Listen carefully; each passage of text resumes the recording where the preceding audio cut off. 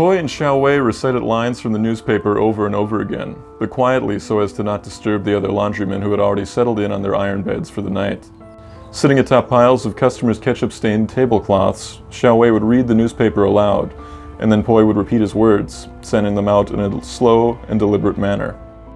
They found this to be the best way to learn. St. John's was a new city for both of them, but English was only new for Poi, the foreign language being one of his many worries in his new home.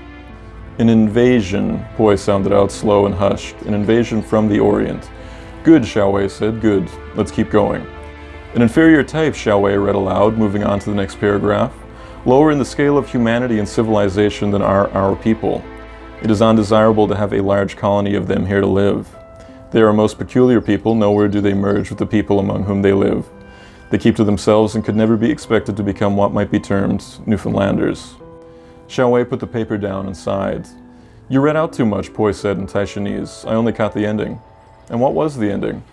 Never expect to be Newfoundlanders, Poi said in English, then added in Taishanese. That's all I caught. What does it mean? Let's read something else, Xiaowei said, flipping the page. The men were faced with a full-page cartoon ad depicting two women in short dresses, arms entwined and outstretched, balancing on an elephant's head. What's this? Poi said. It says Alfred J. Hennessy and Sons Royal Circus. Poi repeated the words slowly. Hippodrome, Xiaowei said. Never heard of that word before. Menagerie and museum. They continued to read and translate the ad until Poi could successfully read aloud all of the words.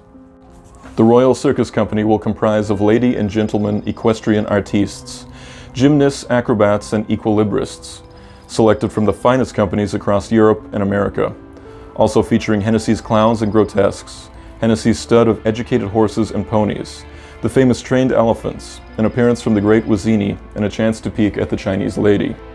The whole entertainment will be found morally instructive and amusing, as can be testified by the reigning royalty, nobility, and clergy of the United Kingdom. 3 days only, Tuesday, Wednesday, and Thursday evening, and positively no longer. As they recited these lines, Poi thought about how this learning process was like the church services that the Reverend dragged them to on Sundays.